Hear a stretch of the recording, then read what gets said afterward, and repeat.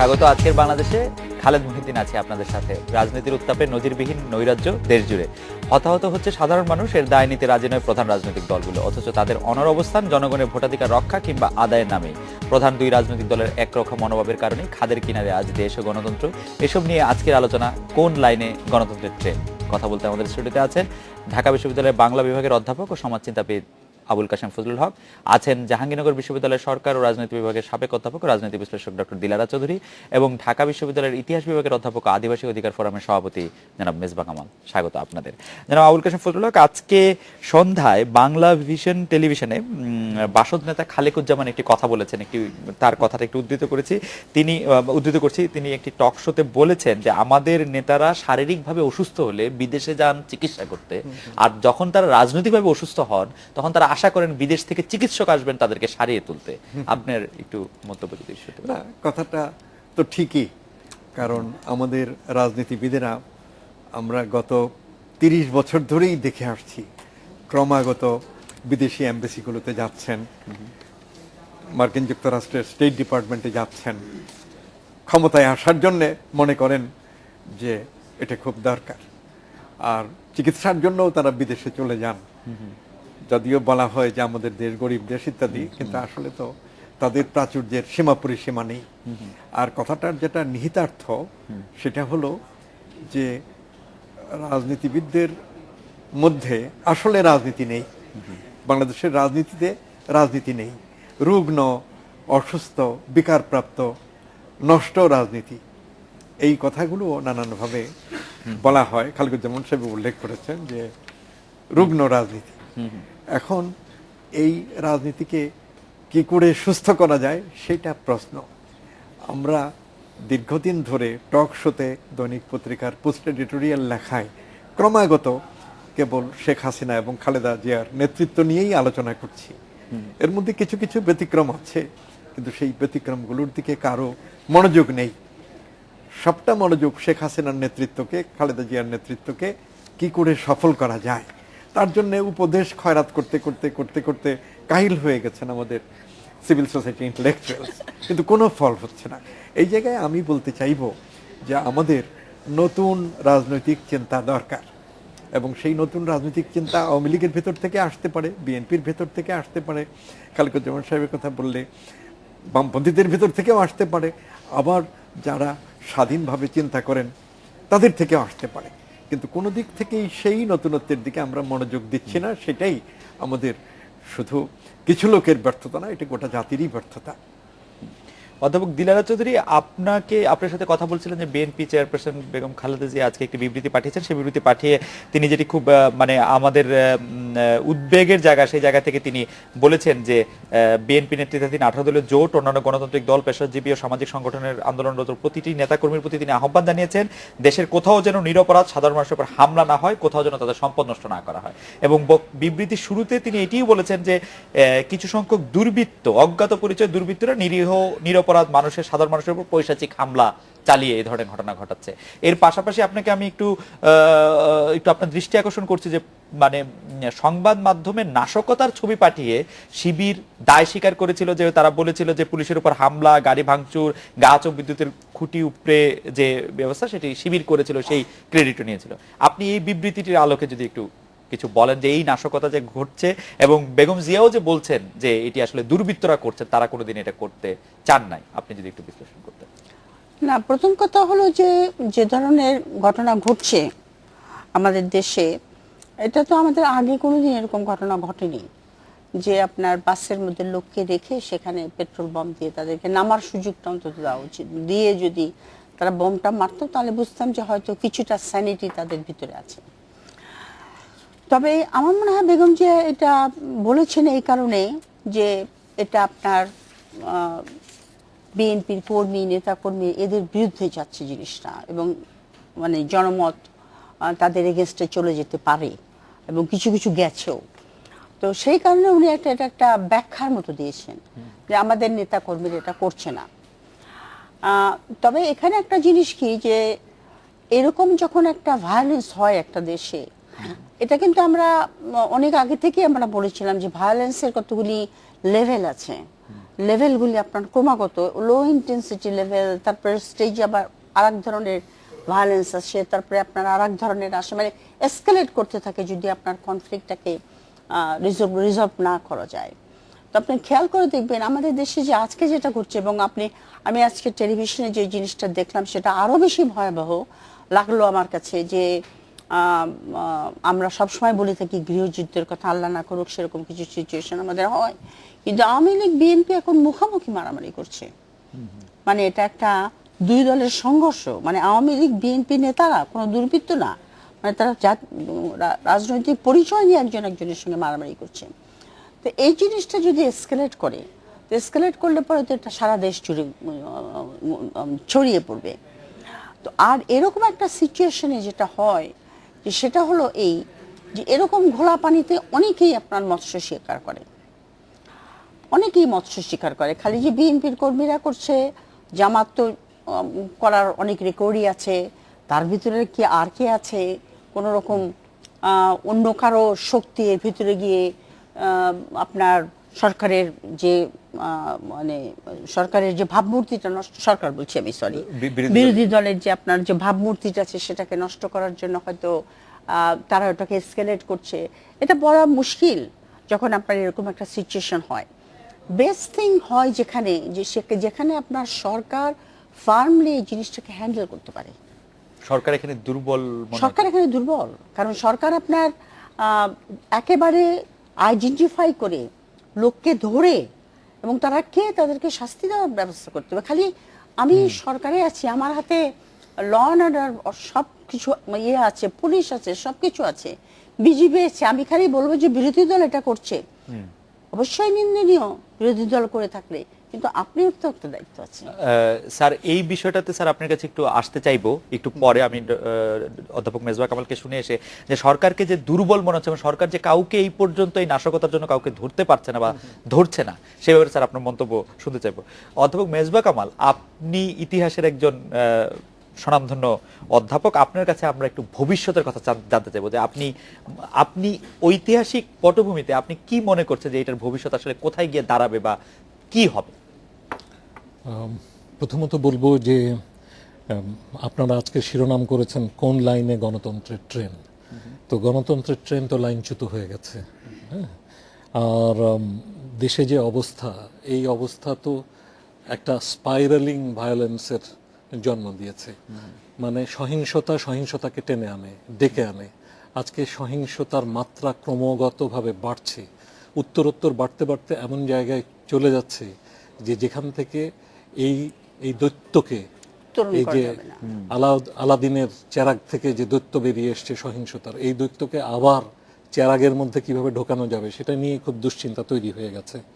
তো আমি মনে করি যে আপনার আসলে একটা মানে দুরকমভাবে বিষয়টাকে দেখা উচিত। একটা হচ্ছে যে এই সমস্যাকে আশু সমাধানের জন্য একটা ব্যবস্থা করা দরকার, এবং এটার জন্য ডেফিনেটলি প্রধান বিরোধী দল যে তার সাথে একটা সমঝোতা তৈরির চেষ্টা করা দরকার, বা তার সাথে ধরুন তার সাথে একটা র্যাপো বিল্ড ব্যবস্থা করা দরকার। সেই সুযোগ কি আর আছে? সেই সুযোগ থাকতে হবে এখনো, এবং দরকার হলে বিশেষ উদ্যোগ আমাদের প্রধানমন্ত্রীকে নিতে হবে, আমাদের ক্ষমতাসীন দলকে নিতে হবে, কারণ তারা যেহেতু ক্ষমতায় আছেন তাদের দায়িত্ব বেশি। আবার আমি মনে করি যে বিরোধী দলেরও তো একটা রেসপন্সিবল অপোজিশন হিসেবে দায়িত্ব পালন করার দরকার আছে, কারণ দেশ এই অবস্থায় চলতে থাকলে কিন্তু সরকার বা বিরোধী দল এভাবে বিষয়টা আর আসবে না। তখন গোটা রাজনৈতিক প্রক্রিয়ার উপরেই কিন্তু মানুষের অনাস্থা তৈরি হয়ে যাবে, অলরেডি হয়ে গেছে অনেকখানি। এবং এই জায়গাটা কারো জন্যই ভালো না, সরকারি দল বিরোধী দল কোনো দলের জন্যই ভালো না। এবং এই অবস্থায় গণতন্ত্রের যে ট্রেন এখন যে হুমড়ি খেয়ে পড়ছে, কিন্তু আবার তো লাইন মেরামত করে চলার চেষ্টা করছে, সেটাও কিন্তু আর সুযোগ থাকবে না। আর আমি যেটা মনে করি যে দীর্ঘমেয়াদীভাবে ভাবা দরকার, এই কথাটা আমি বলার চেষ্টা করছি। আমাদের অনেকেই মনে হয় এখন এটা ভাবছেন যে আমরা আসলে দেশ স্বাধীন হওয়ার পরে 42 বছরে আমাদের নির্বাচন পদ্ধতি নিয়ে কোনো কথা বলিনি। আমার মনে হয় যে নির্বাচন পদ্ধতি নিয়ে কথা বলা দরকার। আমরা উপনিবেশের উত্তরাধিকার হিসাবে আমরা যে পদ্ধতি পেয়েছি সেই পদ্ধতিকে আমরা কিন্তু সেই মানধাতা কায়দাতেই ব্যবহার করে যাচ্ছি। এই যে ধরুন একটা ভোট হয়, একটা ভোটে যদি একজন 10,000 ভোট পেয়ে যেতেন, আর তার বিপরীতে 4 জন যদি 9,000 করে 36,000 ভোটও পান, ওই 4 জনের কোনো মূল্য নাই। ওই যিনি 10,000 পেলেন তিনি কিন্তু গভর্নমেন্ট ফর্ম করলেন। এই যে 91 সালের নির্বাচনে আপনার বিএনপি জিতেছিল সংখ্যাগরিষ্ঠ আসনে, কিন্তু টোটাল ভোট কিন্তু আওয়ামী লীগ বিএনপির চেয়ে বেশি পেয়েছিল। তো আপনার এই যে ব্যাপারগুলো নিয়ে কিন্তু আসলে আপনার প্রপোর্শনাল রিপ্রেজেন্টেশনের কথা আজকে সারা পৃথিবীতে শোনা যাচ্ছে, এবং আরো অনেকগুলো কথা আসছে। আসলে আমাদের দেশে এই যে আপনার ধরুন প্রধানমন্ত্রী শাসিত যে সরকার হয়ে গেছে, সেখানে আসলে মন্ত্রী পরিষদের কাছে তো রেসপন্সিবল না, বা মন্ত্রী পরিষদ জাতীয় সংসদের কাছে কি আসলে রেসপন্সিবল? প্রধানমন্ত্রী জাতীয় সংসদের কাছে রেসপন্সিবল, কিন্তু আসলে প্রধানমন্ত্রীর কর্তৃত্বই তো সব। আমাদের এখানে যে দলই ক্ষমতায় থাকুক, যে দলের যে নামের যে প্রধানমন্ত্রী থাকুন না কেন, তিনি কিন্তু এক ধরনের ডিক্টেটোরিয়াল পাওয়ারকে মানে আপনার ওন করেন। তো সেই ক্ষেত্রে আমি যেটা বলতে চাই যে প্রধানমন্ত্রী যিনি হবেন তার মেয়াদ দুবারের বেশি হবে না, এরকম কতগুলো সীমাবদ্ধতা।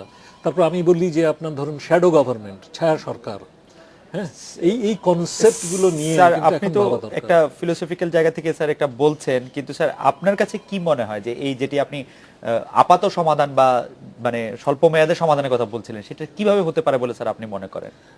আমি যেমন আপনি কি কোন দলকে, সরকার বা বিরোধী দল, কাউকে কি এতটুকু নমনীয় দেখছেন যে একটু সরে আসতে পারে যে যার জায়গা থেকে? এরকম কি মনে হচ্ছে স্যার আপনার?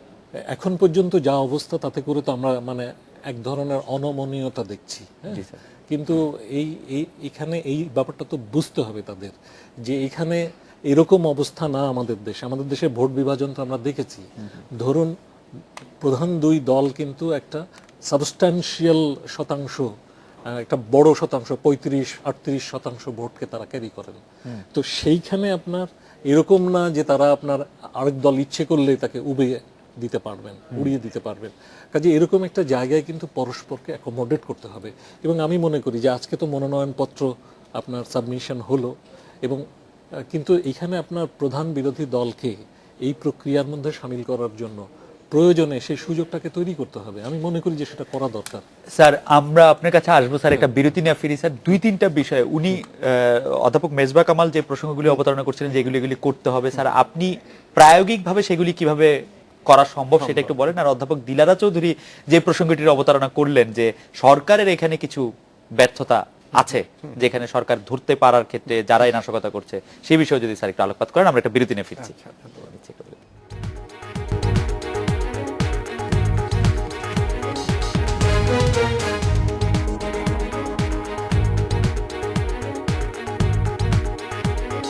ফিরে এলাম আজকের বাংলাদেশে। জনাব আবুল কাশেম ফজলুল হক, আপনার কাছে জানতে চেয়েছিলাম যে এই মুহূর্তে প্রায়োগিকভাবে কিভাবে সম্ভব সমঝোতা করাটা, আর সরকারের ব্যর্থতা নাশকতার ক্ষেত্রে? সরকারের ব্যর্থতা খুব স্পষ্ট। সরকারের দায়িত্ব আইন শৃঙ্খলা রক্ষা করা, জনজীবনকে স্বাভাবিক গতিতে পরিচালিত করা, তাছাড়াও অনেক দায়িত্ব আছে। কিন্তু আইন শৃঙ্খলা তো একেবারেই সরকার রক্ষা করতে পারছে না। বিশেষ করে গত 1 বছর ধরে আইন শৃঙ্খলা পরিস্থিতি দারুণভাবে পতন ঘটেছে।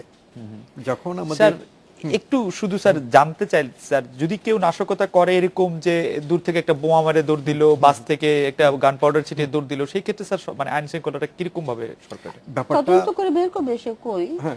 পুলিশের ব্যাপারটা দিদি আছে তো। অন্যভাবে দেখতে হবে। এটা তো একটা স্বাভাবিক অবস্থায় হঠাৎ কেউ কোনো ক্রিমিনাল কাজ করলো, এই ব্যাপারটা তো সেরকম না। হ্যাঁ, গোটা জাতি একটা ধসের মধ্যে পড়ে গেছে। সমগ্র জনগণের মন মানসিকতা স্বাভাবিক অবস্থায় নেই, রাজনীতিবিদদের মন মানসিকতা স্বাভাবিকভাবে নেই, যারা রাজনীতিতে সক্রিয় বুদ্ধিজীবী তারাও বিচলিত, খুব স্বাভাবিক অবস্থায় নেই। কাজেই আমাদের যে জাতীয় জীবনের বিকার বিকৃতি, তার মধ্যে এই সহিংসতাকে দেখতে হবে।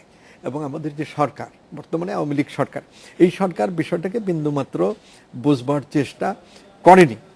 ক্ষমতায় আসছে বিরাট মানে মেম্বারশিপ, প্রায় 3/4 মেম্বারশিপ নিয়ে, তাদের অনেক সুযোগ ছিল। কিন্তু দেখা গেল কিছু পুরাতন প্রতিহিংসার মনোভাব নিয়ে তারা কথা বলছেন ক্ষমতায় আসার পর থেকেই।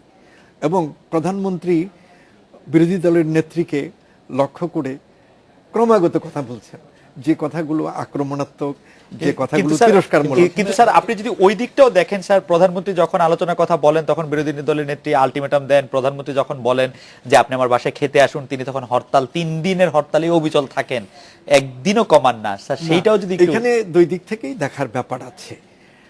মানে বিরোধী দলের পক্ষ থেকে অলরেডি একটা হরতাল ডাকা হয়েছে এবং সেটাতে বিরোধী দলের নেত্রী মানে স্টিক করছেন, লেগে আছেন যে হরতালটা মানে কমপ্লিট হোক। স্যার আমার যতদূর মনে পড়ে বিরোধী দলের নেত্রী বলেছিলেন যে যদি আমি আপনি আলোচনার উদ্যোগ না নেন তাইলে আমি এই এই এই হরতাল থাকবে, মানে এই অবরোধের কর্মসূচিটা উনি এই কন্ডিশন করে দিয়েছিলেন যে তিনি একটি উদ্যোগ নেওয়ার জন্য। হ্যাঁ, সেই কন্ডিশন করে দিয়েছিলেন। জি। বিরোধী দলের পক্ষ থেকে সেগুলো মান্য করা হয়নি, মান্য করেনি, একটা জেদাজেদির সম্পর্ক। এখানে এবং এই ওনার সেশন একটু ভুলে জি জি যায় এটা। Please please. জেদাজেদিটা দ্বিপাক্ষিক, মানে কোনো একটা উক্তিকে অবলম্বন করে যদি আমরা ব্যাখ্যা করি তাহলে পূর্ণ চিত্রটা পাবো না। জি। একটা দীর্ঘ সময় ধরে এই জেদাজেদি, যেমন ধরেন এই সরকার ক্ষমতায় আসার কিছু পরেই কয়েকজন মন্ত্রী বলতে লাগলেন যে জিয়াউর রহমান মুক্তিযোদ্ধা ছিলেন না, পাকিস্তানের গুপ্তচর ছিলেন এবং গুপ্তচর হিসেবে মুক্তিযুদ্ধে যোগদান করেছেন। এই কথাটা বিএনপির জন্য তো মারাত্মক, কারণ তার দলের যাকে নেতা করে, যার ইমেজ গঠন করে এগুচ্ছে, সেখানে আঘাত করা হয়েছে। এবং আমি মনে করি কথাটা ঠিকও না, কথাটা ঠিকও না। আচ্ছা, দ্বিতীয়ত জিয়াউর রহমানকেই এই সরকারের কয়েকজন মন্ত্রী ক্রমাগত বলছে যে শেখ মুজিবুর রহমানের হত্যাকারী, যারা প্রধান হত্যাকারী তার মধ্যে একজন। এই কথাটাও কি এইভাবে বলা যায় একটা ক্ষমতাসীন সরকার হয়ে, আগে কখনো না বলে হঠাৎ করে ক্ষমতার দম্ভ নিয়ে এইভাবে বলা? যদি সেই কথা সত্য হয় তাহলে এভিডেন্সগুলো দেশবাসীর সামনে দিতে পারে। যেমন ধরেন কিছু কিছু বই আছে না, বিদেশিরা লিখেছে, সেগুলোতে কার কি দায়িত্ব এগুলো লিখেছে। এবং সবচেয়ে বড় কথা হলো আওয়ামী লীগের নেতা খন্দকার মুস্তাক আহমদ, আমরা সবাই জানি, সবাই ক্রমাগত শুনেছি যে মুস্তাক আহমদ এটার কেন্দ্রীয় মানে পরিকল্পনাকারী। তাহিরউদ্দিন ঠাকুর, তারপরে যে মাহবুব আলম চাষী, তিনজনের কথাই তো ক্রমাগত আমরা প্রথম দিন থেকে শুনে আসছি। স্যার, তাহলে আপনি তাদের কথা আওয়ামী লীগ থেকে একবারও উচ্চারণ করা হয় না। কথাটা আমি বলছি জাদাজেদির মধ্যে। আরেকটা হলো যে মামলাটা মুজিব হত্যার করা হয়েছে, সেই মামলার আর্জি যেভাবে করা হয়েছে বিচারকেরা সেইভাবে মামলাটা করেছে। আমার তো মনে হয় অত্যন্ত সতর্কতার সঙ্গে খন্দকার মুস্তাক, তাহের ঠাকুর এদেরকে না, মানে স্যার, এটা যাতে কিছু না হয় শাস্তি না, সেইভাবে দিয়ে। ওরা সেই সময় মৃত ছিলেন। তাতে কি তাহের ঠাকুর তো জীবিত ছিলেন, তাহের ঠাকুর তো বেকসুর খালাস হয়েছেন, তাহের ঠাকুর তো বেকসুর খালাস হয়েছেন, আর মনোরুত্তর বিচারও হয়। এখানে মুস্তাক আহমদ বা মাহবুব আলম চাষী অবশ্যই আসামি হতে পারতেন এবং তারা অপরাধী এটা কোর্ট থেকে ঘোষিত হতে পারত। যাই হোক, সেগুলো কথা এরকম। খালেদ, মানে আমি বলতে এখানে চাইছি আমার একটু বলার ছিল। জি, আমি আচ্ছা, স্যার, এখানে আরেক মিনিট, জি। যে প্রধানভাবে এইবার ক্ষমতায় আসার পর পুরনো কতগুলো জেদাজেদি নিয়ে কথা বলে আওয়ামী লীগই পরিবেশটা আগে নষ্ট করেছে, তারপরে বিএনপি পরিবেশ নষ্ট করেছে। আমাদের প্রধানমন্ত্রী প্রথম দায়ী এই ধরনের ঘটনাবলীর জন্য, তারপরে দায়ী বিরোধী দলের নেত্রী, তারপরে যখন ক্রিয়া প্রতিক্রিয়া আরম্ভ হয় তখন এক একজন এক এক দিক থেকে মাত্রা অতিক্রম করে যান। আচ্ছা, অধ্যাপক মির্জা কামাল, আপনি হ্যাঁ, মানে আমি স্যার মানে মানে এই আলোচনাটাতে যেতে চাচ্ছি যেখানে আপনি বললেন যে সরকারের ব্যর্থতা স্পষ্ট। আমি কিন্তু এই কথাটার সাথে একমত নই স্যার। আমি একমত নই এই কারণে যে এবারের যে সহিংসতা, এই সহিংসতাটার কিন্তু একটা সুনির্দিষ্ট প্রেক্ষাপট আছে। সেই প্রেক্ষাপটটা হচ্ছে যে ৭১-এর ঘাতক দালালদের বিচার যখন শুরু হলো তখন আমরা দেখলাম কিন্তু যে একটা বিশেষ মহল থেকে বিশেষ রকমের সহিংসতা ঘটতে শুরু করলো এবং এই ধরনের সহিংসতা আমরা কিন্তু আগে কখনো দেখিনি। বাংলাদেশে হরতাল কিন্তু সবসময়ই হয়, কিন্তু হরতাল হলে যে আপনার রাস্তার পাশের গাছ কেটে ফেলে আপনার ব্যারিকেড দিতে হবে এটা কখনো দেখিনি। হরতাল হলে যে আপনার রাস্তা কেটে ফেলতে হবে কয়েক কিলোমিটার জুড়ে, এটা আমরা কখনো দেখিনি। হরতাল হলে যে ট্রেন লাইন উপড়ে ফেলতে হবে এটা আমরা কখনো দেখিনি। এটা নতুন ধরনের একটা ব্যাপার আমরা দেখলাম এবং এটার সাথে কিন্তু ৭১-এর যে পরাজিত শক্তি, যে ঘাতক দালালরা যারা গণহত্যার জন্য দায়ী, যারা নারী নির্যাতনের জন্য দায়ী, তাদের বিচারের বিষয়টা কিন্তু সরাসরিভাবে যুক্ত। এই প্রেক্ষাপটটাকে মাথায় রাখা দরকার এবং এর সাথে যে ধরনের ব্যবহার। একটু শুনেন, এখন কথা হলো কি যে সব দোষ নন্দ ঘোষ, যা কিছু হবে জামাতের ঘাড়ে চাপিয়ে দিব। কথাটা হলো এই যে আপনার প্রত্যেক দেশের সরকার তৈরি থাকবে যে কি ধরনের সহিংসতা হতে পারে। তাহলে আমাদের এনএসআই আর ওই ডিজিএফআই ওগুলি কি করছে বসে বসে? তারা কি ঘোড়ার ঘাস খাচ্ছে? তাদেরকে রিপোর্ট দেওয়া উচিত না যে এই জাতীয় সহিংসতা হতে পারে এবং তার জন্য government should be prepared. That is what is government for. এত লম্বা রেল লাইনের মধ্যে কোনো একটা গ্রামের সামনে রেল কোনো লাইন, একটা গ্রাম লাইন আমি উঠানের পর্যায়ে পর্যন্ত যেতে পারছি না। এটা একটা কনস্পিরেসি তো হচ্ছে, কোন জায়গায় বসে মিটিং করছে না তারা, আমরা এই কাজটা করব, পরিকল্পনা করছে। তো আমাদের গোয়েন্দা অফিস কি করে? গোয়েন্দা অফিস কখন আসে? যখন সব কাজ সম্পূর্ণ হয়ে যায় তখন তারা হেলতে দুলতে আসে। আপনার প্রত্যেকটা ব্যাপারে আপনি তাকিয়ে দেখেন না কেন, এই যে বিডিআর এর ঘটনাটা তো ঘটলো, এরকম একটা মর্মান্তিক ঘটনা, আমাদের গোয়েন্দা বাহিনী, গোয়েন্দা সংস্থারা কোথায় ছিল? কেন তাদের একটা লোককে আপনার অ্যাকাউন্টেবল করা হলো না? আবার যে নাশকতার তোমাদের- ক্ষেত্রে কিন্তু পৃথিবীর সর্বোচ্চ শক্তিধারী আপনি- যে দেশ, তারাও কিন্তু নাশকতা না, সবসময় পারে না। আপনি- পারে না। সবসময় পারে না, কিন্তু তাদের প্ল্যানিং থাকে সবসময়। আপনি যে এই যে আপনার এই যে তালেবানের উত্থান আফগানিস্তানে, এবং আপনার এই যে রেডিক্যাল ইসলামিক ফোর্সেসটা আমেরিকার জন্য একটা থ্রেট হয়ে পড়বে, এটা তারা লেখা শুরু করেছে, আমেরিকান ইন্টেলেকচুয়ালরা লেখা শুরু করেছে as soon as Soviet Union fall করেছে, তারপর থেকে। এবং সিআইএ এর লম্বা লম্বা রিপোর্ট আছে যে এই অবস্থায় এই করতে হবে, ওই অবস্থায় ওই করতে হবে। ইউ মেক প্ল্যানস, আদারওয়াইজ আপনি গভর্নমেন্ট চালাবেন কি করে? আমার রাস্তা কেটে দেওয়ার পরে আমি ঠিক করবো যে না, আমার এটা কে মনে করলো? আমার মনে হয় যে এখানে- নাশকতার ক্ষেত্রে না, না, এখানে না, না, না, ব্যাপারটা এটা government এখানে আমার একটু completely- বলার আছে। completely unprepared, মানে completely। এখানে আমি কিন্তু এইভাবে মানে ঢালাওভাবে আমি সরকারকে দোষী করতে রাজি না, এবং যে সমস্ত সরকারি কর্মকর্তারা দায়িত্ব পালন করছেন, বিশেষত আমাদের আইন শৃঙ্খলা রক্ষাকারী বাহিনীর সদস্যরা, যারা আপনার নিরন্তর চেষ্টা করছেন এটাকে কন্টেন্ট করতে, তাদেরকে আমি দায়ী করতে রাজি নই। রাজি না, নই এই ওদেরকে জন্য দায়ী করছেন না, ওরা আপা, তো আমি আমাকে field-এ। বলতে দেন আপা, জি। আমি দায়ী করতে রাজি না এই জন্যে যে আমরা দেখছি যে কিভাবে ধর্মকে ব্যবহার করে এই যে সাইদি চাঁদে যাওয়ার গল্প ফেদে কিভাবে আপনার জনগণের মধ্যেকার রিলিজিয়াস সেন্টিমেন্টকে উস্কে দিয়ে আপনার তাদেরকে নামানো হয়েছে, সেগুলো আমরা দেখেছি আপা। কাজেই সেইখানে আমি মনে করি যে আসলে আজকে একটা বিশেষ সিচুয়েশনে আমরা প্রবেশ করেছি, এই বিশেষ সিচুয়েশনটাকে আমাদের বোঝা দরকার। আর না, আমি মনে করি স্যার, যে স্যার, আমি মনে আপা করি যে ব্যাপারটি বলছিলেন যে এই সিচুয়েশনটার তো আপনার প্রেডিক্ট করা উচিত ছিল, আপনার প্ল্যান করা উচিত ছিল সরকারের পক্ষ থেকে, সেইটা করার ক্ষেত্রে ব্যর্থতা দেখিয়েছে। এখানে অন্য একটা ব্যাপার আছে। ব্যাপার। জি। সেটা আমি হলো- আমি আমি তো যারা ফিল্ডে কাজ করছে আমি তাদের কথা একটুও বলবো না। তারা প্রাণপণ চেষ্টা করছে, বেচারারা গুলি খাচ্ছে, বেচারাদের ককটেল মারা হচ্ছে, তারাও তো ভিকটিম। কিন্তু তাদের কি কোনো প্ল্যান হাতে দেওয়া হয়েছিল যে এটা হতে পারে? তাদের যেটা সেটা কমান্ড করবে নিশ্চয়ই দেওয়া হয়নি। আমি যেটা বলছি যে আমাদের গোয়েন্দা সংস্থাদের যে এই যে ব্যর্থতা, একটার পর একটা ব্যর্থতা। আমাদের গোয়েন্দা সংস্থা নেট মনে 56,000 বর্গ মাইলে 16 কোটি লোকের জন্য যথেষ্ট পরিমাণ না। আপনি যে উন্নত বিশ্বের দেশগুলির কথা বলছিলেন সেটার সাথে কিন্তু আপনাদের ক্যাপাসিটি বাড়ান, ক্যাপাসিটি, সেটা তো একটা আপনি জি, কারেকশন বাস্তব। করবেন, ক্যাপাসিটি বাড়াবেন না জি। যে সংস্থার জন্য, কিন্তু আপনি ক্যাপাসিটি বাড়াচ্ছেন। এক্সকিউজ মি খালেদ, জি। ক্যাপাসিটি বাড়ানোর জন্য যখন আমেরিকানরা কাউন্টার টেরোরিজমের সঙ্গে আমরা আমেরিকানদের সঙ্গে সাইন এখানে করেছি, এবং আমাদের- আমেরিকানরা যে সমস্ত শর্তগুলি দিয়েছে সেই শর্ত অনুযায়ী কিন্তু আমরা অনেক সেলও তৈরি করে ফেলেছি, but we have done it for a foreign country. তো আমার নিজের দেশের ভিতরে কি হচ্ছে সেটার ভিতরে আপনার ক্যাপাসিটি ঘাটতি আছে না এখানে। আইন শৃঙ্খলাগত সমস্যার চাইতেও রাজনৈতিক সমস্যা আমাদের মূলে। রাজনৈতিক সমস্যা বলেই আইন শৃঙ্খলাগত পরিস্থিতি খারাপ হয়েছে। এখানে জামাতে ইসলামীর কথা উঠেছে এবং যুদ্ধাপরাধীদের বিচারের প্রসঙ্গ মিসবাহ কামাল তুলেছেন, সেটা খুব ফান্ডামেন্টাল এবং খুব গুরুত্বপূর্ণ। জামাতে ইসলামী দলটা মুসলিম লীগ, নাজামে ইসলাম, পাকিস্তান ডেমোক্রেটিক পার্টি, ওই তিনটা দলের সঙ্গে চারটা দলই নিষিদ্ধ ঘোষিত হয়েছিল 1971 সনে তাজউদ্দিন সরকার দ্বারা। যখন আত্মসমর্পণ প্রায় বোঝা যাচ্ছে যে পাকিস্তানি বাহিনী করবে, ঠিক তখনই 11ই ডিসেম্বর 1971 তাজউদ্দিন সরকার একটা গভর্নমেন্ট অর্ডার জারি করেছিল যে চারটি রাজনৈতিক দল আগাগোড়া বাংলাদেশ প্রতিষ্ঠার কাজে বিরোধিতা করেছে এবং তারা হানাদার পাকিস্তানি বাহিনীর সঙ্গে সহযোগিতা করেছে। এই জন্য এই চারটি রাজনৈতিক দল বাংলাদেশে নিষিদ্ধ থাকবে। 1 নম্বর মুসলিম লীগ, 2 নম্বর নাজামে ইসলাম, 3 নম্বর জামাতে ইসলামী, 4 নম্বর পাকিস্তান ডেমোক্রেটিক পার্টি। এটা জিয়াউর রহমানের আমলে এসে এই নিষেধাজ্ঞাটা তুলে ফেলা হলো। তার ফলে জামাত মাঠে আসলো এবং তখন থেকে আজ পর্যন্ত আমাদের রাজনীতি কিন্তু আবর্তিত হচ্ছে জামাতের পক্ষে এবং বিপক্ষে।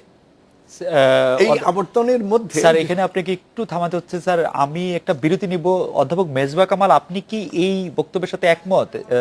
জিয়াউর রহমান জামাত ইসলামীকে নিষিদ্ধ করার পর থেকে, সেটা যদি জামাত ইসলামকে ইয়ে করার পর থেকে, মানে ব্যান উঠিয়ে দেওয়ার পর থেকে আজ পর্যন্ত, মানে আমরা মোটামুটি ভাবে বলতে পারি 79 থেকে এই সময়টার মধ্যে, এই পুরোটা সময় জুড়ে জামাত ইসলামীকে আবর্ত করেই আমাদের রাজনীতি আবর্তিত হচ্ছে। আমরা একটা বিরতি নিয়ে ফিরে এসে এটা আপনার কাছে একটু শুনবো বা আপনার বিশ্লেষণ যে স্যার এটা কি বলতে চাচ্ছেন।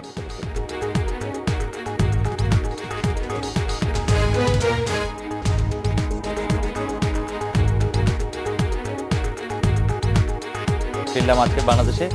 অধ্যাপক মেজবাহ কামাল, আপনার কাছে আসার আগে অধ্যাপক আবুল কাশেম ফজলুল একটু আরেকটু বলতে চেয়েছিলেন একটু। আচ্ছা, একটা হলো যে আমাদের দেশে গণতন্ত্রকে সফল করতে হলে কি কি করতে হবে, এরকম কিছু পয়েন্টস মেজবাহ কামাল উল্লেখ করেছেন। সেই কথাগুলো আমরা ঠিক মনে করি। সেই সঙ্গে এই কথাটা আমি যোগ করতে চাই যে পলিটিক্যাল পার্টিতে কেন্দ্রীয় গুরুত্ব দেওয়া দরকার। পার্টি ভেতরে যদি গণতন্ত্রের চর্চা হয়, গণতন্ত্র কি নয়, বাংলাদেশের জন্য কীরকম হবে গণতন্ত্র, তাছাড়া গণতন্ত্রের অর্থনীতি কি হবে, সংস্কৃতি কী হবে, এই বিষয়গুলো যদি পার্টির ভেতরে চর্চা হয়, পার্টির কমিটিগুলো যদি গণতান্ত্রিক উপায়ে গঠিত হয়, তাহলে গণতন্ত্রের ফাউন্ডেশন তৈরি হয়। গণতন্ত্রের জন্য পলিটিক্যাল পার্টি সবচেয়ে গুরুত্বপূর্ণ কেন্দ্রীয় প্রতিষ্ঠান সংস্থা। বলা যায়, কিন্তু সেইটা নিয়ে আমাদের এখানে কোথাও লিখিত কিংবা মৌখিক আলোচনা নেই। আরেকটা কথা মেজবাহ কামাল যেটা বলেছেন, যোদ্ধাপরাধীদের বিচার প্রসঙ্গে, কিন্তু অনেক আলোচনা হয়েছে। আচ্ছা এটা আলোচনা করেন, আবার সুযোগ আসবে। আমি যে কথাটা বলছি যে মেজবাহ কামাল বলছেন যোদ্ধাপরাধীদের বিচার প্রসঙ্গে, যুদ্ধাপরাধীদের বিচার একটা ধারায় চলছিল 1972 থেকে 73 পর্যন্ত, একরকম সেন্টিমেন্ট ছিল জনসাধারণের। কিন্তু 1973 সনে যখন জেনারেল অ্যামনেস্টি ঘোষণা করে জেলখানা থেকে ব্যাপকভাবে মুক্তি দিয়ে দেওয়া হয় অভিযুক্তদের, যাদের বিরুদ্ধে মামলা আরম্ভ হয়েছে সেরকম না, যারা জেলে বন্দী ছিল, তাদেরকে ব্যাপকভাবে মুক্তি দেওয়া হয় এবং সরকার বাদী হয়ে এরপরে আর একটি মামলাও করেনি। যে মামলাগুলো চালু ছিল সেগুলো কিছুকাল চলার পরে কোনোটা শেষ হয়েছে, কোনোটা নেই। তো তখন যোদ্ধাপরাধীদের বিচারের এক বাস্তবতা ছিল, তারপরে বাস্তবতা পরিবর্তিত হয়েছে। এর মধ্যে গোলাম আজমের বিচার গণ আদালতে হয়েছে। এইবার সরকার যখন যুদ্ধাপরাধীদের বিচার করছে, তখন কিন্তু বিচারটাকে দলীয় স্বার্থে ব্যবহার করার জন্য খুব বেশি চেষ্টা করা হয়েছে, খুব বেশি চেষ্টা করা। স্যার আপনি এরকম মনে করছেন? আমি একটু এখন বিচার করে দেখা দরকার যে এই বিচার যেটুকু হয়েছে তার দ্বারা আওয়ামী লীগের ভোট বেড়েছে না কমেছে, না ঠিক আছে। অধ্যাপক মেজবাহ কামাল, আপনি যদি একটু বিশ্লেষণ করেন। আমি স্যার যেখানে শেষ করলেন ওখান থেকে যদি শুরু করি, আসলে এইটা বিচার মানে যুদ্ধাপরাধীদের বিচার আয়োজনের মাধ্যমে আওয়ামী লীগের ভোট বেড়েছে না কমেছে সেটা আমার কাছে কোনো গুরুত্বপূর্ণ বিষয় নাই। আমার কাছে গুরুত্বপূর্ণ বিষয় হচ্ছে যে এই বিচারটা হওয়া দরকার। অপরাধীরা, এই গণহত্যার অপরাধীরা যদি বিনা বিচারে ছাড় পেয়ে যায়, পার পেয়ে যায়, তাহলে এ দেশে কোনো দিন গণতন্ত্র সামনে এগোবে না। এখানে গণতন্ত্র চিরদিন আপনার গণতন্ত্রের ট্রেন উল্টা খেয়ে পড়েই থাকবে। আসলে আপনি একটু আগে যে কথাটা বলছিলেন স্যার, যে জামাতকে ঘিরে রাজনীতি আবর্তিত হচ্ছে 1979 সাল থেকে, জিয়াউর রহমানের সময় থেকে। আমি কথাটা এইভাবে বলবো না, আমি বরং বলবো যে জামাতকে রাজনীতিতে পুনর্বাসনের মধ্যে দিয়ে আসলে আমাদের রাজনীতির উল্টো পথে যাত্রা শুরু হয়েছে। এবং আপনার আমাদের আরেকটা জিনিস যেটা হয়েছে সেটা হচ্ছে যে অপরাধের রাজনৈতিক প্রশ্রয়ের ব্যাপারটা কিন্তু ক্রমাগতভাবে সামনে এসছে। এই যে ধরুন আপনার কদিন আগে আমরা দেখছিলাম যে বিএনপির মহাসচিব মির্জা ফখরুল ইসলাম আলমগীর তিনি বলছিলেন যে যে নাশকতা হচ্ছে সেই নাশকতার জন্য দায়ী হচ্ছে সরকারি এজেন্টরা। এবং আমরা কিন্তু সারা দেশের মানুষ জানছি, বুঝছি যে যারা হরতাল ডাকছেন, অবরোধ ডাকছেন এবং বিশেষ একটা মহল থেকে একটা বিশেষ জায়গায় দেশকে ঠেলে নিয়ে যাওয়ার চেষ্টা হচ্ছে, আপনার এই বিচারটাকে বানচাল করার চেষ্টা করা হচ্ছে, সেই জায়গায় কিন্তু সব কিছু জেনে বুঝে একটা রাজনৈতিক দলের প্রধান নির্বাহী তিনি কিন্তু বলছেন যে সরকারি এজেন্টরা এটা করছে। তারপর আপনার দেখুন আজকে আমি বলবো যে তার থেকে এক ধাপ অন্তত এগিয়েছেন বেগম খালেদা জিয়া আজকে, যে তিনি বলেছেন যে অজ্ঞাত পরিচয় দুর্বৃত্তরা এটা করছে। তিনি এজেন্ট থেকে এখন অজ্ঞাত পরিচয় দুর্বৃত্ততে এসছেন তার দল, সেটা আমি মনে করি একটা অগ্রগতি। আমি আরও খুশি হব যে যখন তারা বলবেন যে দুর্বৃত্ত অপরাধী যদি আমার দলেরও হয় তাহলেও তার বিরুদ্ধে ব্যবস্থা নেওয়া উচিত। এই কথা যেদিন বিএনপি বলতে পারবে, যেদিন আওয়ামী লীগ বলতে পারবে, আমাদের দেশের সকল রাজনৈতিক দল বলতে পারবে, সেদিন আমাদের দেশের গণতন্ত্রের ট্রেন তার পথে উঠবে। কিন্তু আমি এই জন্য শুধু আমি বিএনপিকে দায়ী করছি না। ধরুন আপনার এই যে অপরাধীদেরকে প্রশ্রয় দানের কাজ কি আওয়ামী লীগ করেনি? এই যে ধরুন নির্বাচনের যে আপনার হলো, মনোনয়ন হলো, নারায়ণগঞ্জে শামীম ওসমান আপনার নমিনেশন পেলেন, কদিন আগে সেখানে তকির মতো একটা শিশু, একটা কিশোর নিহত হয়েছে যার সাথে তার পরিবার যুক্ত বলে আপনার বিস্তৃত রিপোর্ট বেরিয়েছে, সেখানে কিন্তু তাকেই পেলেন। তার মানেটা কি? আমাদের দেশে কিন্তু সন্ত্রাসের বাজার দর ভালো, সন্ত্রাসীর বাজার দর ভালো এবং সন্ত্রাসীরা রাজনৈতিক প্রশ্রয় পাচ্ছে এবং এই কারণেই কিন্তু আপনার আজকে গণতন্ত্রের ট্রেন বারবার ডিরেইল হচ্ছে। অধ্যাপক না, দিলারা চৌধুরী, আপনার গণতন্ত্রের ট্রেন ডিলে হওয়ার জন্য নিশ্চয়ই মানে আপনার ওই সন্ত্রাসীদের বাজার দর বাড়ছে, যে কারণে কারণটা হলো যে আমাদের রাজনীতিতে দুর্বৃত্তের কারণ, দুর্বৃত্তায়ন হয়ে গেছে। কিন্তু আপনি যে কথাটা বারবার বলছিলেন, আপনিও বলেছেন যে আমাদের দেশে আপনার ওই ঘুরে ফিরে সেই একই কথা আসে যে রাজনৈতিক সংস্কৃতিটা কি, সেই সংস্কৃতিটা একদমই নাই। এবং এগুলি তো সবই বলা কথা, আসলে বলার তো কিছু নাই। যে আপনার সিভিল সোসাইটি থেকে শুরু করে সবাই আপনার ওই যে আপনার সেদিন খবরের কাগজে একজন প্রথম আলোতে একটা করে উদ্ধৃতি ওঠে না, তো একজন সাধারণ নাগরিকের উদ্ধৃতি ওঠে, পড়ার পর আমি ভাবছিলাম যে টকশোতে আর যাওয়াই উচিত না। সে বলছে যে হ্যাঁ আপনার ওনারা সব টকশোতে গিয়া যে যার লাইনের কথা বলেন, পার্টির কথা বলেন, আর রাস্তায় আমার ছেলে পুইরা মরে। বুঝলেন, এখন টকশো এই অবস্থায় চলে গেছে। বলছে যে তারা নিজেদের পার্টিকে নিয়ে কথা বলে, কিন্তু আমরা যে পুড়ে মরছি এটা কোনো দেখে না, হুইচ ইজ ট্রু। আপনার ভালো ভালো শিক্ষিত লোকেরা, আপনার যাদের অনেক জ্ঞান, অনেক মেধা, অনেক আপনার জ্ঞান, তারা এসে এমন ভাবে আপনার হয় বিএনপি অথবা আওয়ামী লীগকে এমন ভাবে সাপোর্ট করতে থাকবে মানে যেটার সঙ্গে সত্যের কোনো সম্পর্ক নাই, যেটার সঙ্গে হ্যাঁ মানে বিরক্ত, মানে কি মনে হয় যে এরকম শিক্ষিত সভ্য লোকেরই এরকম ভাবে বলছে কি করে। আপনি সেই আমি ঘুরে ফিরে আবার যেতে হয় আপনার ওই যে অ্যারিস্টটলের কাছে, যতক্ষণ পর্যন্ত আমাদের দেশের লোকরা সচেতন না হবে যে এই গভর্নমেন্ট, যে কথাটা আপনার গীতা সরকার বলেছে, কিন্তু গীতা সরকার কিন্তু ওই যে আজকে বলেছে বার্ন ইউনিটে, উনি কিন্তু সত্য কথা বলেছেন। দেখেন, যদিও উনি বোধহয় লেখাপড়া ব্যাকগ্রাউন্ড এমন কিছু না, বলেছে আমরা আপনাকে বানাই, আপনি কিন্তু আমাদেরকে বানান না। এই জ্ঞানটা যদি সবার ভিতরে আসে। আপা, গীতা সরকারের ইয়ে থেকে আমি বেগম খালেদা জিয়ার আরেকটি অংশের দিকে আপনাকে একটু আপনার দৃষ্টি আকর্ষণ করছি এবং আপনার মতামত জানতে চাইছি যে উনি আজকে বলেছেন যে সরকারের উদ্দেশ্যে উনি বলেছেন উৎপীড়ন ও নির্মূল অভিযান ছেড়ে এখনো সমঝোতার পথে আসুন। এখনো সমঝোতার পথটি কি হতে পারে বিরোধী দলের থেকে, সেটা আপনি কি মনে করেন যে মানে এই সমঝোতার পথটা কি হতে পারে? প্রথম কথা হচ্ছে তো বিরোধী দলে তো বলেছিল শেষ পর্যন্ত তাদের দাবি, একটা মূল দাবি দেশেই দাঁড়িয়েছে যে প্রাইম মিনিস্টার, এই বর্তমান প্রাইম মিনিস্টারের অধীনে তারা কোনো নির্বাচন করবে না। তো সেখান থেকে তারা কিছুটা সরে এসছে, যেটা তারা বলেছে যে আমরা প্রধানমন্ত্রী নির্বাহী ক্ষমতার কিছু ইয়ে চাই, কমিয়ে দিতে হবে, হ্যাঁ হ্যাঁ কমিয়ে দিতে হবে, আর ওই জনপ্রশাসন এবং প্রতিরক্ষা এই দুইটা মিনিস্ট্রি দিতে হবে স্বরাষ্ট্র এবং জনপ্রশাসন। হ্যাঁ, তো এই কনসিডারেশনটা তারা বোধহয় মিন করছে। এখন এই প্রস্তাব বোধহয় আমার মনে হয় ওই যে মির্জা ফখরুল সৈয়দ আশরাফ যেটা করছেন, এটার মধ্যে বোধহয় প্রস্তাবগুলি আছে। এবং মির্জা ফখরুলের লেটেস্ট একটা স্টেটমেন্ট আমি এই ব্যাপারে শুনেছি, সেটা বলেছে যে আমি ওনাদের কাছ থেকে এখনো কিছু শুনি নাই। আচ্ছা, তো আমার মনে হয় খালেদা যে এটাই মিন করছে, মানে সমঝোতার পথ এরকম হতে পারে। স্যার, আমরা একটা বিরতি নিচ্ছি, বিরতির পর ফিরে এসে আপনাদের কাছে সমঝোতার পথ কি হতে পারে সেটা আবার আপনাদের কাছ থেকে একটু শুনতে চাইবো। বিরতি নিচ্ছি।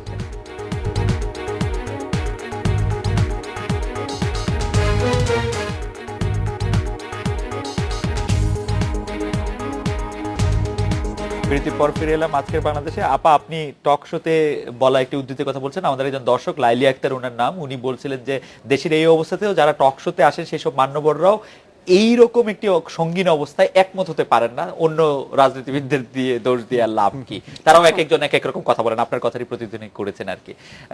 সেটা তো আমরা আগেই বললাম, আমরা তিনজনে যেসব কথা বললাম কমন পয়েন্টসই অধিকাংশ। স্যার, সমঝোতার কথা যদি একটু বলেন। আচ্ছা, সমঝোতা সম্পর্কে কথা এই যে আমাদের দেশের ভিতরকার বিভিন্ন শক্তি, যেমন আজকেও বিজনেসম্যান দুই নেত্রীর সঙ্গে দেখা করেছেন, ভেতরকার সব শক্তি সমঝোতা কামনা করছেন এবং প্রতিদিন বলছেন, তাতে কোনো ফল হচ্ছে না। পত্রপত্রিকায় লিখছেন, টক শোতে আলোচনা করছে, অনেকে দেখা করে বলছেন, বিবৃতি দিয়ে বলছেন, কোনো ফল হচ্ছে না। একটা চরম জেদাজেদির মন নিয়ে আওয়ামী লীগ এবং বিএনপি দুই দলেরই নেতা নেত্রী এবং কর্মীরা চলছেন। এরকম উত্তপ্ত জেদাজেদি মনের মধ্যে, জেদাজেদি নিয়ে চলা মনের মধ্যে কখনো সমঝোতা হয় না। তবে অনেকে লিখছেন, অনেকে বলছেন, পত্রপত্রিকা দেখলে বোঝা যায় যে বিদেশি নানান শক্তি, যেমন মার্কিন যুক্তরাষ্ট্র, জ্যান মজিনা আজকেও কোন টেলিভিশন চ্যানেলে বোধহয় এটিএনে দীর্ঘ ইন্টারভিউ দিয়েছেন। হ্যাঁ, দেখি। হ্যাঁ, আমি দেখি নাই, কিন্তু আমি আমি খবরটা দেখি দেখলাম। না, হ্যাঁ। তো এই ড্যান মজীনা রাত দিন চেষ্টা করছেন, দিল্লি যাচ্ছেন, ওয়াশিংটন যাচ্ছেন, ঢাকায় চিটাগাং যাচ্ছেন, তাছাড়াও ইউরোপিয়ান ইউনিয়ন, জাতিসংঘ চেষ্টা করছে। শেষ পর্যন্ত ওই সব বিদেশি শক্তির চাপে কিছু একটা হতে পারে, যেটা আমি অন্তত একটুও কামনা করি না। আমি কিন্তু কামনা করি হলে- দেশের ভিতরকার কিন্তু হলে শক্তি- বিদেশি শক্তির ইয়েতেই যদি কিছু হয় আদৌ, তাহলে সম্পূর্ণ বিদেশি শক্তির দ্বারাই হবে। দিলের আপা আর না, বিদেশি শক্তির দ্বারা আমাদেরকে ইলেকশন, এটা তো আপনি যেটা বললেন যেটা আমাদের জন্য খুবই খারাপ লাগে, কিন্তু আমি যেটা বললাম যে যদি বিরোধী দলের নেত্রী, আমি জানি না উনি কি জাতীয় ইয়ে হচ্ছে, ডায়ালগ হচ্ছে তাদের ভিতরে, তো তারা যদি এতটুকু নমনীয় ভাব দেখায় যে আমরা জনপ্রশাসন এবং প্রতিরক্ষা আমরা নেব ওনার নির্বাহী ক্ষমতাটাকে, তাহলে আমার মনে হয় এটা আওয়ামী লীগের মেনে নেওয়া উচিত। যদি তারা বিরোধী দল থেকে যদি এরকম কোনো প্রস্তাব আসে দেয়, তাহলে মেনে নেওয়া উচিত এবং তাতে একটা সমস্যা হতে পারে। কিন্তু আমি একটা কথা এখানে বলে শেষ করতে চাই আপনাদের শুরুতে, যে আমরা যে বিদেশি শক্তির কথা বলছি যে তাদের ইন্টারফারেন্স আমরা একদম চাই না, কিন্তু যখন আমরা নিজেরা এরকম ঝগড়া করব এবং এমন একটা পরিস্থিতি সৃষ্টি করব যে যেখানে আপনার, যেটা আমি বললাম একটু আগে আপনার শোর বিগিনিংয়ে, যে আপনার আওয়ামী লীগ বিএনপি এখন একটা মানে খুনাখুনি হচ্ছে, এটা ওয়াইড স্কেলে গেলে পরে একটা গৃহযুদ্ধের রূপ নেবে, অনেক ব্লাডশেড হবে। এটা যদি মাননীয় প্রাইম মিনিস্টার আপনার একদলীয় নির্বাচনে যান তারপরেও হবে, কারণ সিচুয়েশন চালাতে পারবেন না। তখন আমাদের বোধহয় মনে হয়, আমার মনে হয় ইউনাইটেড নেশন যদি এসে আমাদের ইলেকশনকে কন্ডাক্ট করে দিয়ে এবং সুপারভাইজ করে দিয়ে যায়, তাহলে হয়তো একটা আমরা সুস্থ নির্বাচন পেতে পারি। আর একটা প্রসেস আমাদের সামনে থাকতে পারে, সেটা হলো যে আপনি যদি লং টার্ম টার্মোইল করেন, তাহলে কিন্তু ইউনাইটেড নেশনের প্রিএমবেলে লেখাই আছে যে United nation has the mandate সেখানে গিয়ে পিস এস্টাবলিশ করা, সেখানকার সোসাইটিকে ইয়ে করা, যাদের কিন্তু ম্যান্ডেট দেওয়া আছে। আমরা যে ম্যান্ডেটের জোরে তারা কসোভোতে গেছে, যে ম্যান্ডেটের জোরে তো তারা ক্যাম্বোডিয়ায় গেছে, যে ম্যান্ডেটের জোরে তারা আফগানিস্তানে গেছে। সুতরাং things may be out of our control. অধ্যাপক মেজবা কামাল কি মনে করছেন? আমি মনে করি না যে আমাদের দেশ সেই পর্যায়ে গেছে এখনো যায় না, আমি তো বললাম যদি লং টার্ম চলতে থাকে। এবং আমি মনে করি যে তার দরকার হবে না। আসলে আমাদের দেশের রাজনৈতিক দলগুলোর মধ্যে শুভবুদ্ধির উদয় হবে এবং আমরা আশা করি যে একটা সমঝোতায় পৌঁছতে পারবো, আমি এখনো মনে করি। তবে একটা জিনিস স্পষ্ট হয়ে গেছে যে তত্ত্বাবধায়ক সরকার ব্যবস্থায় ফিরে যাওয়া আর সম্ভবপর নয়, এবং সেটা কিন্তু আমার মনে হয় যে প্রধান বিরোধী দল তারাও বুঝতে পারছে। এবং মানে এখন যে আপনার নির্বাচনকালীন সরকার, সেই সরকারের অধীনে এসেই নির্বাচনে অংশগ্রহণ করার মতো একটা জনমত গড়ে উঠছে। তবে এই তত্ত্বাবধায়ক না, এই যে নির্বাচনকালীন যে সরকার, এই নির্বাচনকালীন সরকার যেন সবার জন্য একটা লেভেল প্লেয়িং ফিল্ড তৈরি করতে পারে, তার জন্য প্রয়োজনীয় ব্যবস্থা নিতে হবে। এবং সেই ক্ষেত্রে আমি মনে করি যে আপনার কি কি পদক্ষেপ নিলে লেভেল প্লেয়িং ফিল্ডটা হয়, সেই বিষয়গুলোকে চিহ্নিত করা দরকার। যেমন ধরুন আপনার কিছু কিছু মন্ত্রণালয়, যেটা হতে পারে আপনার জনপ্রশাসন, সেটা হতে পারে পুলিশ, এরকম কি কি বিষয়গুলো মোর সেন্সিটিভ, যেগুলো হয়তো বা প্রধানমন্ত্রীর কোন কোন ক্ষমতাগুলো, যে ক্ষমতাগুলোকে লিমিট করলে হয়তো আপনার সবার জন্য একটা লেভেল প্লেয়িং ফিল্ড তৈরি হতে পারে, সেরকম জায়গাগুলোকে চিহ্নিত করে একটা সমঝোতার পথে আসা দরকার। তবে দীর্ঘমেয়াদীভাবে আমি আবারও বলবো যে ধরুন আমাদের মতো সেন্ট্রালাইজড যে স্টেট, কেন্দ্রীভূত রাষ্ট্র, এই রাষ্ট্রে কিন্তু এই সমস্যাগুলো থাকবে এবং এই জন্য বিকেন্দ্রীকরণ খুব জরুরি। আমাদের দেশে কিন্তু নির্বাচন সরকার তৈরি করে, কিন্তু গণতন্ত্রকে কি তৈরি করে? গণতন্ত্রকে কি এগোই? আমাদের এখানে নির্বাচন কিন্তু গণতন্ত্র তৈরি করে না, গণতন্ত্র প্রবর্তন করে না। আমি মনে করি যে আপনার গণতন্ত্র তো এমন একটা ব্যবস্থা যেটা নিত্যদিনের জীবনে চর্চা হওয়া দরকার, এবং এটা সবার আগে প্রত্যেকটা রাজনৈতিক দলের ভেতরে চর্চা হওয়া দরকার। সেই ব্যবস্থাটা কিন্তু করা দরকার। আমরা আশা করব যে যে কোনোভাবেই হোক, কোনো একটা সমঝোতা হোক, তো এবং সেই সমঝোতা আমাদের মান সম্মান বজায় রেখেই হোক। মানে জাতিসংঘ এসে যেই এটা করা, এটা আমাদের জন্য নিশ্চয়ই খুব সুখকর হবে না। আজকের অনুষ্ঠানে আসার জন্য অধ্যাপক আবুল কাশেম ফজলুল হক, অধ্যাপক দিলের চৌধুরী, অধ্যাপক মেজবা কামাল, আপনাদের অনেক ধন্যবাদ। এই ছিল আজকের বাংলাদেশে। দেখা হবে আগামীকাল এই সময়। শুভরাত্রি।